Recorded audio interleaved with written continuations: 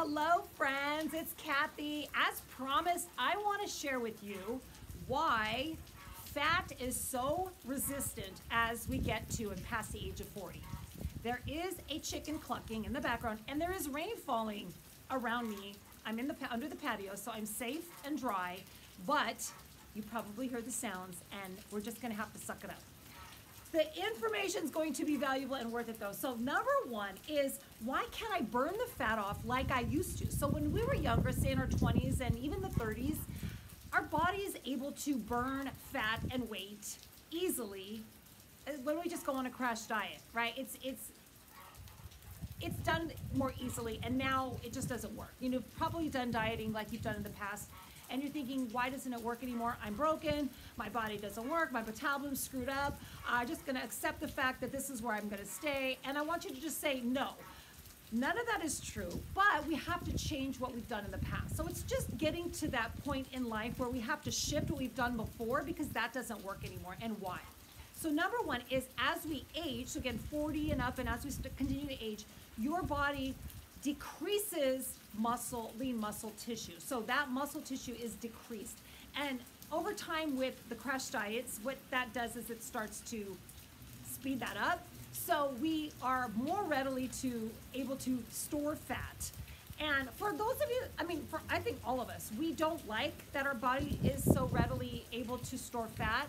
But if you think about it in a positive way, which I'm always about, like looking at things from a positive angle, that's helpful to our life, being able to evolve through life. Like we've been able to survive times when we're hungry, famines, and just not having food always readily available, which doesn't seem to be the problem anymore right now for most of us, which is the problem. But that has kept us able to survive and live, because your body's able to store the fat, and that is just energy that can be burned later if there's not food still coming in. So that's not a bad thing.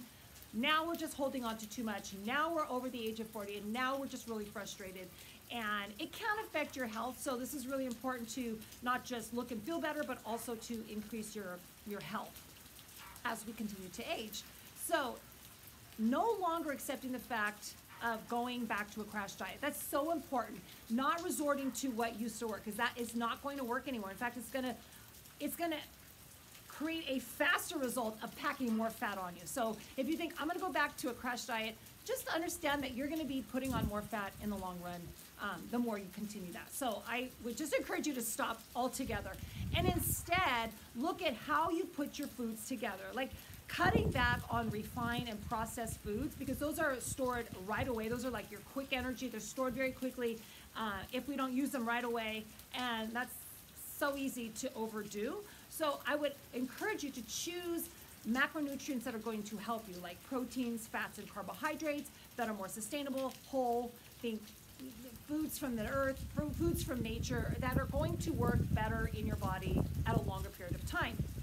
So there's a lot more information. I'm not going to go into depth right now on that, but it's important to know how to put together the foods, how they affect you. Carbs are your fastest burning source of energy, and then your proteins are going to help rebuild and repair, and then your fats are very important to just transport and move your body and work. Like, don't stay away from fat because you think it's bad, and don't stay away from carbs because you think they're bad. You just have to know what's best for you and how to get them in. One tip I have about this, because once you understand all of this, it's very helpful, but when we are getting older, we do want to work on fat loss.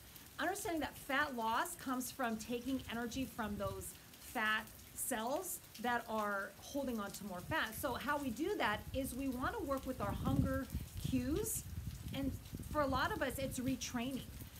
For myself, it was really just trusting the fact that I could trust my hunger cues if I get in tune with them again. Because for years we've listened to diets and all the rules of how to eat. Wake up in the morning, I was just told I have to eat because that's the way I'm going to be able to get myself the best results. And sometimes I wake up and I'm not hungry.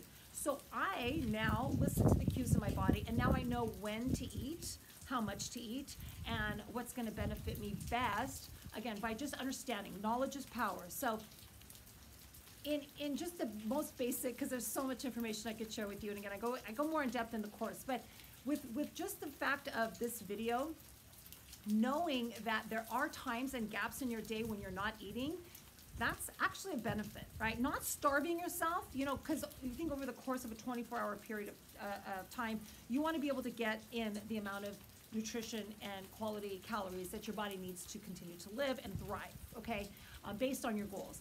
But if you're a little bit lower than your, you know, maintenance level, you know, if you're familiar with like, okay, what do I need for my maintenance calories? And if you don't, that's okay. Again, you just listen to your body right now.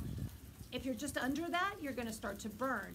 And what's helpful is having gaps of time, not constantly grazing all day long, like having gaps of time, say 3 to 4 hours at a time, minimally through your day, that you're not eating. You know, if you're drinking water and, you know, things with no calories, but that allows your body to work because it's either storing or it's burning, right? So it can't do both at the same time. So you have to really be very mindful of not grazing all day long, like having a snack near you and just, you know, eating snacks all day long. It's not going to help you lose the fat. Not that it's, I mean, it fits in your calorie range. That's one thing, but it's the fact that your body's not able to go into fat burning stores if you're constantly grazing. All right, so that's step number one. It's just to notice what you're eating, make the right choices, and listen to your body's cues. And having gaps in your day, you kind of like, if you understand intermittent fasting, to me, that's just how I don't eat between my meals or gaps of time. When I'm not hungry, I listen to those cues, and that is in effect the same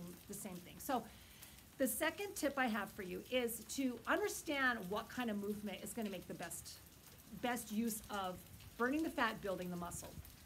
A lot of times, you know, in the past for me too, I've just been under the premise of burn more calories. So it was like, how much can I keep burning and moving and, you know, getting the best results? And it's not always the best for us to keep doing that because we actually run ourselves out. We exhaust ourselves, especially with our day-to-day lifestyles.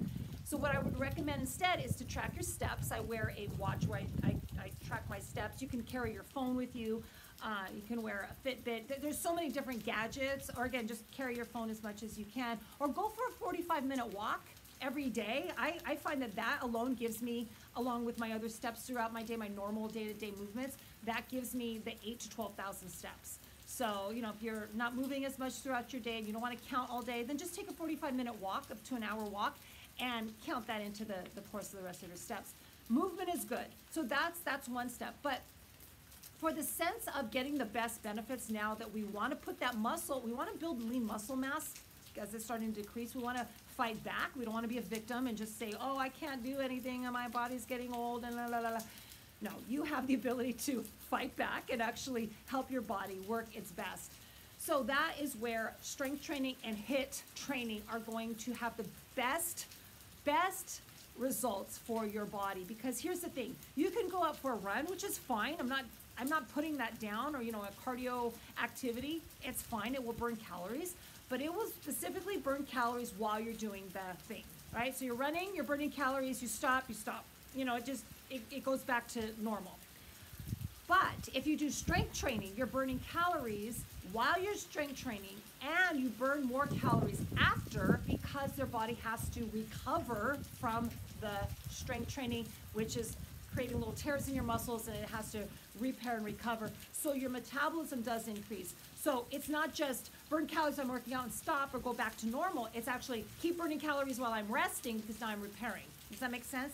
The same thing for HIIT. So if you want to get some cardio and you want to make the best bang for your buck, do HIIT training, high intensity interval training. You do short spurts of time followed by some rest, and you spike your your workload up and down. So it just creates this change in your workload, little recovery, workload, little recovery. And so you get a great workout in like a short amount of time. You have to go for a long run if you don't have the time. I love it for that, as well as the fact that it does keep your metabolism higher later because it's got to recover from that. It was like a huge challenge to your system.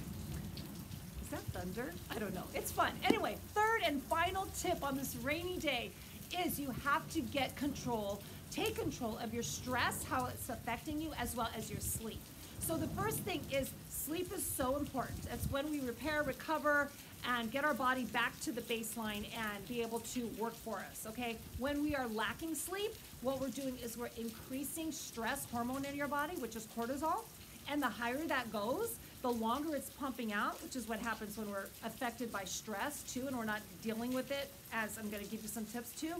Then that stress hormone spikes. The longer it's spiked, the more readily available your body is to store more fat. It's just, that's what the insulin levels, everything goes up, and so does your fat store, and you're just left frustrated and miserable, and you don't feel any better. So what I'm gonna recommend, aim to get at least 7 to 8 hours of sleep on a regular basis every night.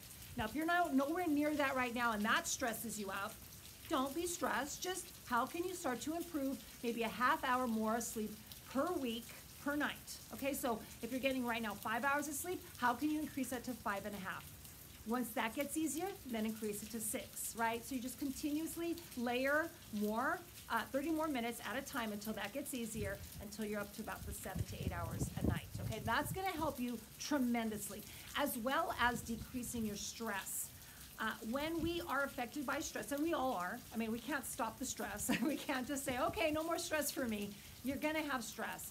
It is really how you deal with the stress, okay? So if you allow it to continue to just, you know, pump in your body, and you're like stressed out and you're triggered and you're ticked off and everything's miserable and you're upset and all, that is going to affect you very in a negative way. Again, more fat store, feeling less happy, not really having control of your life, and just everything just feels like crap. So I recommend regular, daily, structured practice of meditation, deep breathing. You can do yoga, you can have prayer time, you can have journal time, you can go out into nature, probably not on a day like this, but into nature where you're allowing yourself to just kind of ground yourself in an out, like, it's just not stressful. You know, if you're outdoors, you're walking through the grass, you're walking, you know, playing in the, I don't know, wherever, at the beach, in the mountains, you know, just enjoying life outdoors, it's very, very beneficial to decreasing the stress. You just kind of come down to this place of, I feel good. And if you can't get outside, again, meditation, prayer time, journal time, yoga time, even a nap, like a 15 to 20 minute nap is really helpful, and just brings your body back down to this calm state again, and then where you can get yourself back to life when you give yourself that pause. It's a reset button. So these are your 3 steps, guys. Getting into with your nutrition. What are you eating? How often are you eating? Are you getting breaks? Are you listening to your hunger cues? Do you even know what that means? So play around with that. Don't worry about being perfect. These are just areas where you're going to be able to perfect as you go. Strength training and HIIT training are the best ways to, you know, get in that activity for the long run to have a higher burn later. And then movement, like 8 to 12,000 steps every single day, along with those workouts, okay? So it's not like an extra. 8 to 12,000 steps should be your constant. And then last but not least is getting control of your sleep, as well as allowing your body to decompress from stress and just having that ability to reset.